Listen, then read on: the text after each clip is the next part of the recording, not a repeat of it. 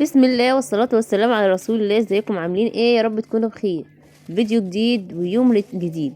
النهاردة بقى هنخلل مع بعض الليفت. طبعا اليومين دول الليفت كتير جدا، ميعاده بمعنى اصح يعني، او ده وقته بيبقى في بداية البرسيم كده بتلاقوا الليفت كتير. تمام. طبعا النهاردة كان السبت وانا طبعا مسوقة وجايبة ايه ليفت، فهنعمله النهاردة مع بعض.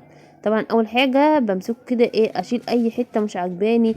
بتبقى في حتت كده فيها كده زي شعر كده، فاهمين؟ فبشيلها. اي حته كده مش عجباني ببدا انا انضفها. في ناس بتقشره، لا انا مش بقشره. ليه بنخليه بقشره؟ لان القشر ده بيديله لون، يعني اللون اللي هو الاحمر ده بيديله لون. بعد كده طبعا العروق الخضراء دي مش بنرميها. عايزه اقول لكم دي بتبقى احلى واجمل من الليفت ذات نفسه، بحبها جدا. بعد كده بقى بنبدأ نقطع كده. عارفين السكينة دي ب10 جنيه للمخللات بقى والبطاطس واي حاجة كده عايزة تعملها شراشير كده. والشيبسي بتبقى يعني شكلها حلو، بيدينا كده شكل اللي هو الجاهز، المخلل الجاهز. فاهمين قصدي؟ بس كده. مش عندك السكينة دي مش هتعملي، لا هتعملي طبعا. بس لو متوفرة اعملي بيها، بتخلي شكل المخلل حلو. وعايزه اقول لكم ان هي حاميه جدا جدا جدا.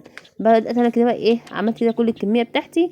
عايزه اقول لكم ان قبل كده كان الليفت ده بيتباع عندنا بالمقطف كده، يعني ايه بالمقطف كده؟ حاجه كده كنا كانت بتتملي وكانت بتتباع ب3 جنيه وب4 جنيه وب5 جنيه وما يبقى غالي قوي. دلوقتي بقى بيتباع بالكيلو.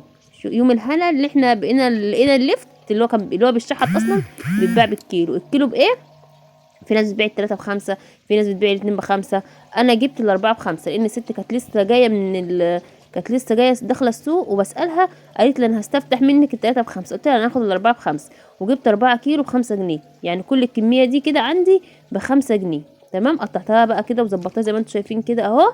وبقت كده ان انا ايه، اغسلهم حلو. ممكن تغسليه قبل ما تعمليه، تمام. بس انا بغسله بعد ما بقطعه كده. حلو حلو. ما تسيبوهوش في الميه كتير لان الليفت عامل زي السفنجة، هيشرب منك الميه.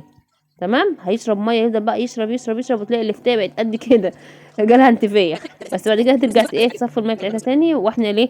لا احنا نفضل نغسله كده وبعد كده ايه، نغسله ونشيله على طول من الميه يعني. تمام. بعد ما غسلناه كده وصفاه من الميه، دول 4 كيلو ليفت. حطيت عليهم كيس ملح من اللي هو بجنيه ده. بس هلفهم كده ايه بالملح زي ما انتوا شايفين كده اهو. بس هقلبهم بقى وخلاص على كده.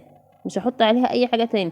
ايه ده، هو يبقى كده تخلي؟ لا اصبروا بس عليا. سبتهم بقى لتاني يوم الصبح، يعني عملتهم كده الصبح. تاني يوم الصبح بص بقى، بتحس بقى ان الكميه قلت، هبط بمعنى اصح كده. وعايزه اقول لكم ممكن تاكليه يعني تاني يوم. ممكن تاكلي مخلل اللفت من اسرع الحاجات واجمل الحاجات اللي ممكن تاكليها. عايزه اقول لكم بموت فيه كده مع سندوتش طعميه. يا نهار ابيض على الجمال، حاجه كده فخر من الاخر. بعد كده بعد تاني يوم بقى زي ما قلت لكم، هجيب بقى ايه الحاجه اللي انا هخلل فيها اللفت بتاعي. برطمان بقى، جردل، اي حاجه. تمام. جبت كده البرطمان بتاعي اهوت وهعبيه يعني مش هحط الميه بتاعت اللفت اللي هو انزلها. لا انا هاخد بس اللفت وهصفيه من الميه اللي هو انزلها. عايزه اقول لكم ان هو هينزل كميه ميه مهوله، مع ان انا ما سبتوش في الميه كتير ولا حاجه. كده مليت البرطمان ده. وفاضل عندي شويه، هوديهم فين. ده كان عندي كده، هو ده شفشق اصلا وليه غطا. بس الغطا بتاعه يعني زي ما بتقولوا كده ان هو بايظ. تمام. فحبيت هنا ايه استغله واستخدمه وحطيت فيه شويه الشويه اللي هما الباقيين دول. حلو حلو. الجيش قالك اتصرف وانا اتصرفت. وعايزه اقول لكم ان سالت على برطمان اللي هو قد اللي انا حاطه فيه الكبير ده. لا اصغر منه والله العظيم، قلت له 15 جنيه. ليه يعني؟ المهم جبت بقى كوز الخلاط وجبت حبه ميه من الفلتر. احنا ما عندناش فلتر يعني، بس حبه ميه، ممكن ميه مغليه ممكن من الحنفيه، ما بتفرقش مع الليفت يعني. حطيت فيها بقى ملح، حطيت فيها معلقتين سكر كبار، حطيت فيها بنجر، وهحط نص ليمونه. تمام. عايزه اقول لكم في ناس بتحط البنجر مع اللفت وهو حتت كده، فما بيحمرش كله مره واحده بسرعه.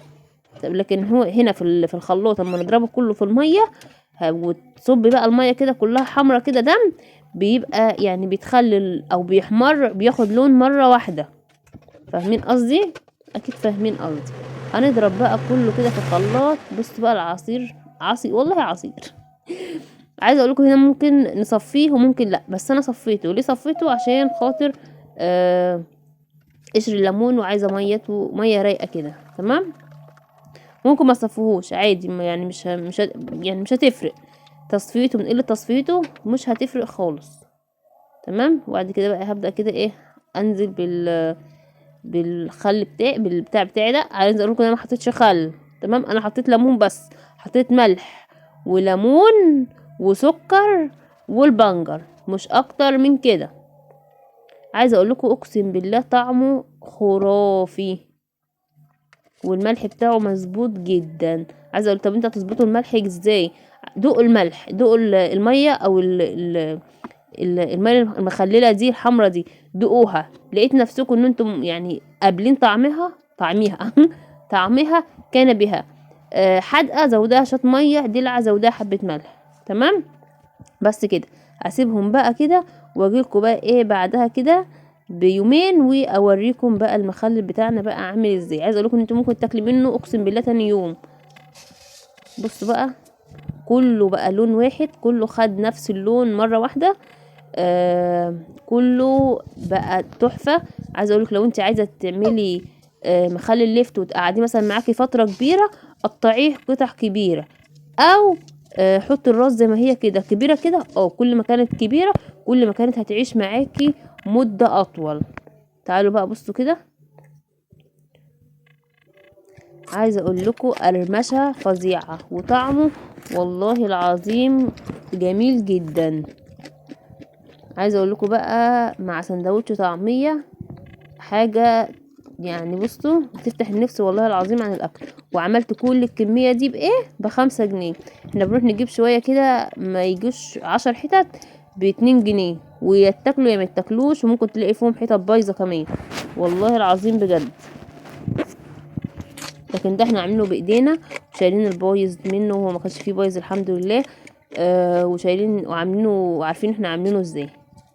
بصوا بقى اللون بقى البينك جميل وقرمشه مفيش بعد كده. اعملوه وجربوه، وهو وقته اليومين دول كده، يعني هو اليومين دول كده بتاع اللفت والبنجر بقى والحاجات الحلوه بتاعت الشتا دي. جربوه بالطريقه دي. عايزه اقول لكم تحفه التحف. اتمنى ان الفيديو بتاع النهارده يكون عاجبكم وتعملوه بقى ويعجبكم. عايزه اقول لكم ان بصوا بعدها يعني تاني يوم كان المخلل بتاعي خلص. اتمنى بقى الفيديو يكون عجبكم، واشوفكم ان شاء الله في فيديو جديد. مع السلامه.